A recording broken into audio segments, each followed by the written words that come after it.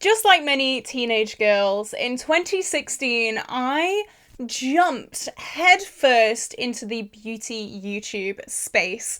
And let me tell you, it was wild.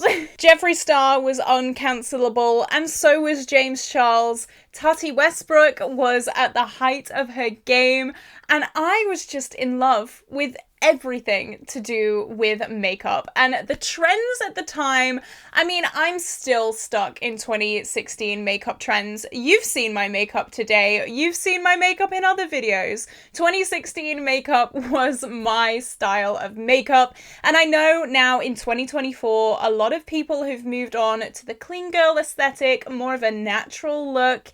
Yeah, not me. So today I thought it would be really fun to look back on makeup that had us in a chokehold in 2016, 2017, that kind of time, and see what we think of it now. I don't know, I just think it's going to be a really fun video, a trip down memory lane. Let me know your thoughts and opinions down below on some of these products.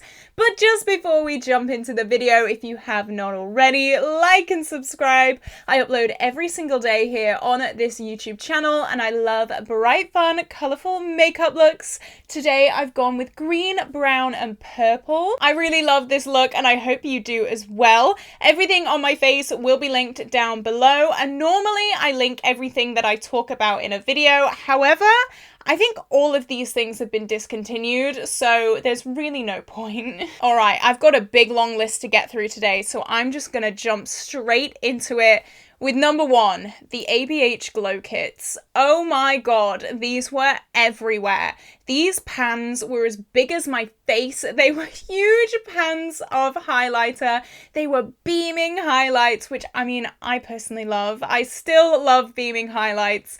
And I should give you some context. In 2016, 2017, that era, I hadn't even started college yet. So I was still in high school. I did not have the money for all this luxury makeup. So a lot of these things I had to just kind of sit back and watch, and that pained me. And these glow kits were one of them. Since then, I have seen them in TK Maxx, as well as a lot of the things on this list actually, which is kind of crazy to think about.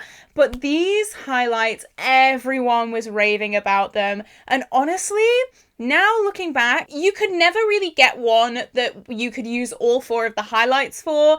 They were for obviously a range of skin tones, so there's always going to be one that you don't gravitate towards. And nowadays, I feel like face palettes in general have definitely kind of become less popular, especially face palettes with only one type of product in them. I would not buy this now at all. I love ABH. I just want to say that ABH is one of my dream brands to work with, and for the time, this palette was banging. It clearly made so much money. It made so much hype in the makeup world, but now, definitely not my style. Even though I'm living for 2016 makeup, not my style. I would have definitely bought this though, just for the hype. Next is something that I have personal beef with. Okay, this is the Too Faced Better Than Sex Mascara.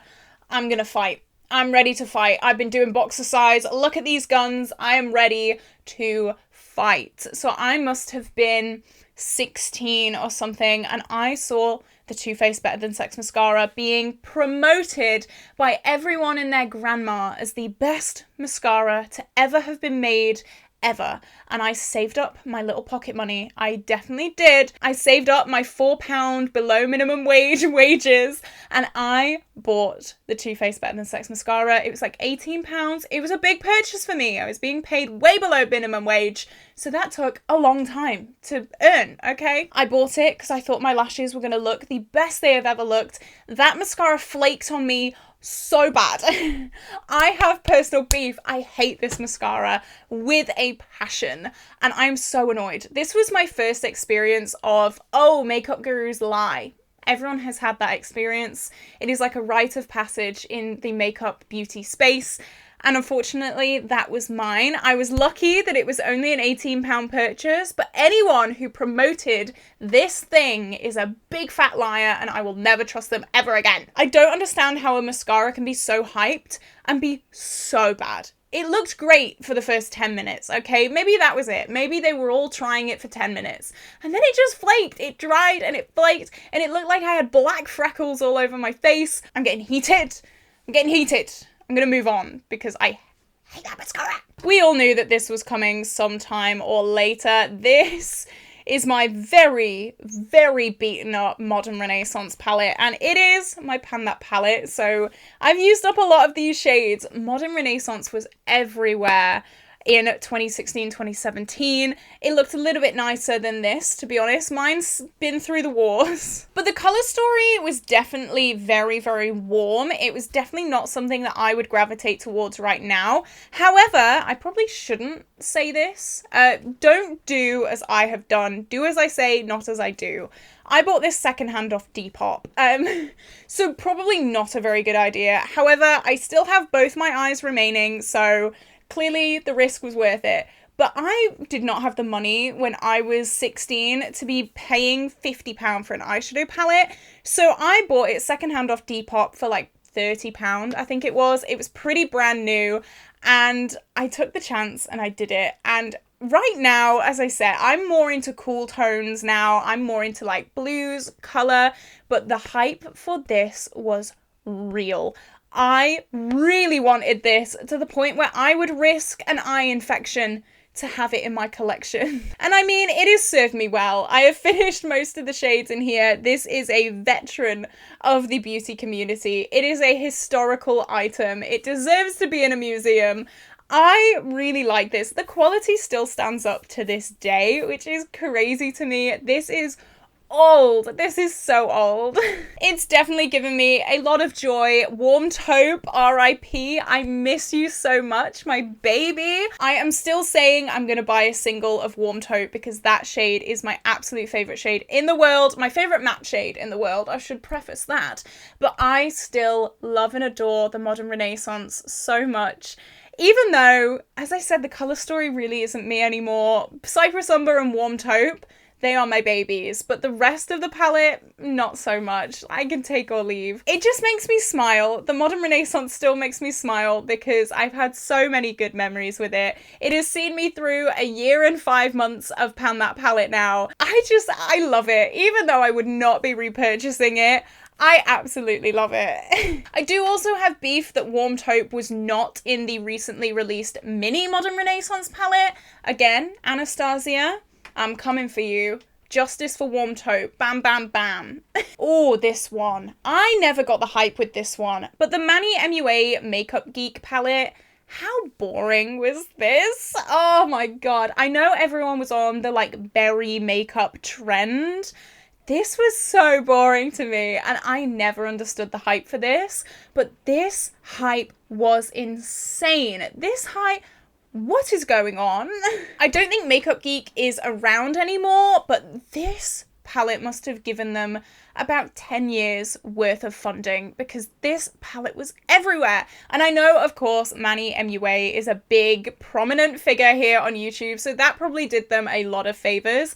I never understood this palette. The duochrome reminds me of the Natasha Denona Mini Star duochrome. It just looks brown. It looks brown and murky. To me, this is not up my street. Let me know, did you get sucked in by this palette? Because I know some of you must have done.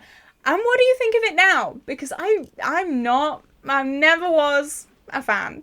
Not for me. Another palette that is very kind of reminiscent of this, and we must have been guzzling warm tones and purples at this time, the Huda Beauty Desert Dusk palette. This again, never really stood out to me as a palette that I really needed. Huda has a trend of these like super warm tone mattes and kind of dusty rosy mattes. This palette is literally that. It is storming outside, by the way. I'm so sorry if you can hear that. It is rough.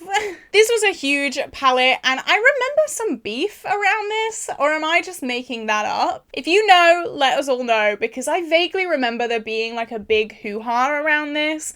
But the Desert Dusk was just underwhelming to me. Maybe my cool tone taupe era was kind of loading. It was kind of subconscious at this point, but everyone was guzzling warm tones and I was like, Give me a good beige. Give me a good, like, grey brown. I'll be set. To be fair, back then I did have bleach blonde hair, so when my hair was lighter, I did kind of lean towards warm tones a little bit more, but it might have just been the indoctrination of the beauty community as well.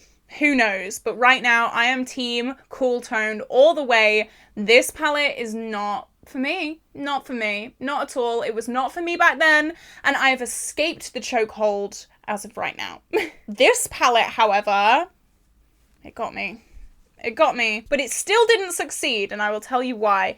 The Jaclyn Hill Morphe palette, I could not escape it. I could not escape it. I would log on to my YouTube homepage, Jaclyn Hill Morphe, Jaclyn Hill Morphe, Jaclyn Hill Morphe. Holy crap. Everyone raved about this, and it had my beloved blues. It had my blue shades, and this was kind of one of the first palettes, like major palettes with blue shades. And it unlocked something. It really did. It unlocked something that still has not been escaped to this day. Blue is my baby. Blue is my happy color. I love you. However, I live in a very, very small town. Okay, I did not have access to a Morphe store, and by the time that I kind of got over my fear of spending money and I actually tried to purchase this product, I did it.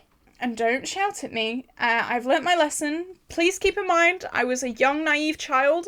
I bought it on eBay. Everything that you are currently thinking happened. I got a fake. It was awful. It stank of chemicals. The packaging was pixelated and disgusting. However, I did manage to get a refund from eBay. Thank you, eBay. Love you, babe. And then that just kind of put me off buying the proper thing, because by then I'd kind of had a weird experience with it and I just didn't want to buy it anymore. It was either this palette or Jaclyn's second palette where the whole Carmine scandal started, and everyone's eyes opened to Morphe lying about Carmine in their products, and that really makes me cringe. It really makes me mad. But this palette ruled everyone's lives for a good 6 months at least, and people still talk about this palette being the best palette in the world. However, I kind of got it, but then I kind of didn't. I think everyone is waiting for these palettes. These are the Urban Decay Naked palettes. Why were these so hyped? Because looking back at them now, they are so boring. They are so dull. Would anyone buy one of these nowadays? Probably not. If you have bought one recently, good for you. We love that for you. But me? Oh no, baby girl. Oh no. I did have the Urban Decay Naked palette, the original, at some point. Don't know where it went. I think my mum has it. This was so boring.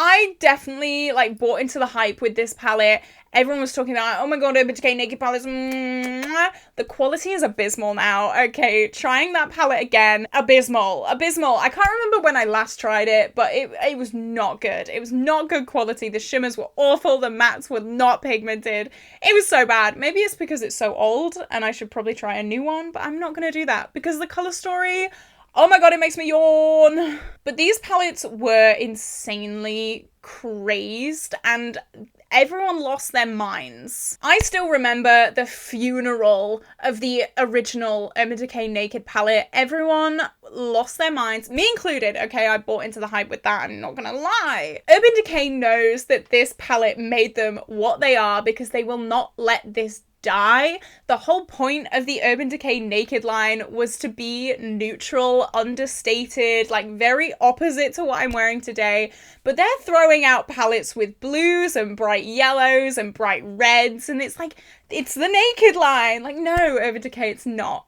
It's not. Let it die. For all our sakes, put us out our misery. Please let this one go. Do you still have your Urban Decay Naked palettes? Let me know down below. Another one that I can't, to be honest, I never tried it, but I do have thoughts.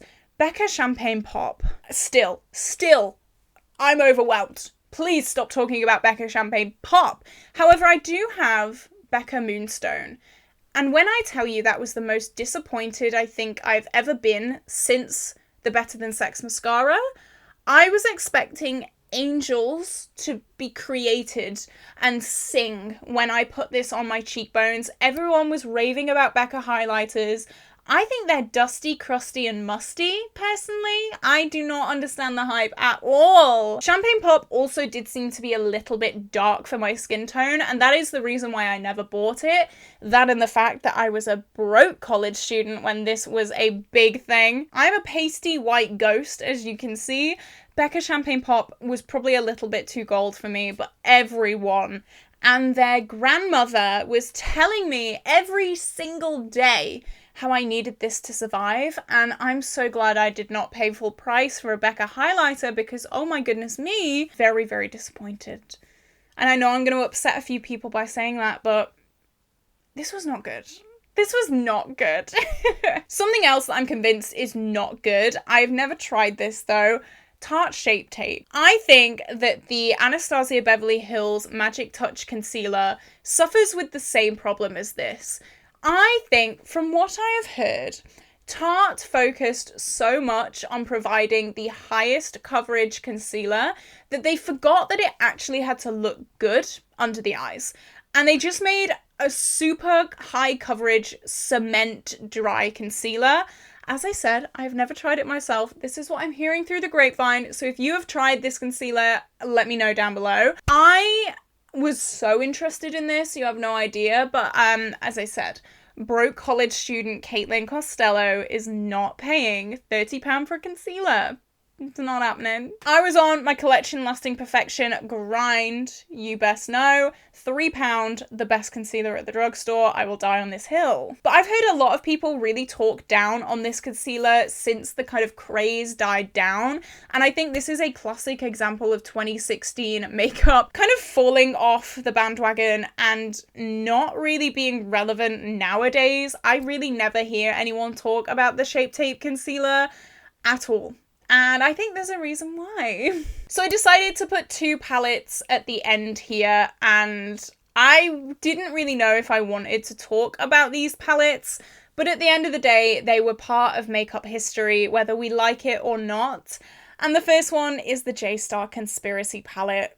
Oh dear, back when we were all naive, back when we all raved about this and we all consumed like a 3 feature film length advertisement for this. What do you get if you put the two worst people on the internet in a room together? This is what you get. I remember nearly crying one time, and this is so embarrassing, but you know what, we're all friends here, I'm going to talk about it. I went into a Morphe store for the first time in my life, and it was like a week after the Conspiracy palette launched, and they could tell that I was just this little country girl, like nearly having a panic attack because like I was so overwhelmed. And they brought one of the Tester Conspiracy eyeshadow palettes out from round the back for me just to swatch it and to see it.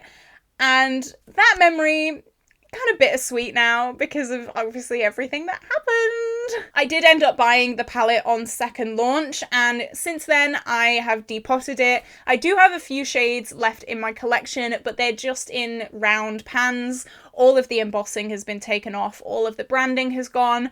Because of obvious reasons. We do not support J-Star or Shane Dawson on this channel. No, we do not. And talking of another very problematic person that we all died for, it is the James Charles Morphe palette. I never understood this. I like a good colour story. I don't see just every shade as a colour story. Give me like a good, interesting colour story. A rainbow is not a good colour story. I once heard Angelica Nyqvist say this, and 100%, I agree. This is not a colour story. This is just a colour wheel. No. When this palette released, I feel like I was kind of less indoctrinated by big influencers at this point, and I could kind of think for myself what I wanted in makeup, and I knew as soon as this palette was released, A, I was not a big James Charles fan to begin with, and B, it's not a colour story. A rainbow is not a colour story. Please stop releasing rainbow palettes and being like, look at the colour story. It's not a colour story. I didn't like this from the get-go, and then obviously things happened that were not great. And so I'm very glad that I did not buy this. I saw a lot of people burning their palettes, a lot of people destroying their palettes. More power to you, babe, but he's already got your money at this point. You might as well use it. So here we go. These are a few palettes and makeup products that had us by the scruff of our necks back in 2016, 2017, 2018, that kind of era. And looking back in hindsight, a lot of them were very boring. A lot of them were very safe. A lot of them were, I don't know, just not what I want personally right now. I always say that the spell of 2016 never quite wore off with me, but having looked at this list, maybe it did. Maybe I've just changed in a different way than the 2016 era would have me believe. Who knows? Did you own any of these products? Let me know down below. I thought this was such a fun idea just to sit down and talk about some really old products. I hope you did enjoy this video, guys. If you have a product that you remember being huge back in the day, let me know down below. And with that being said, I will see you tomorrow for a brand new video. Bye bye!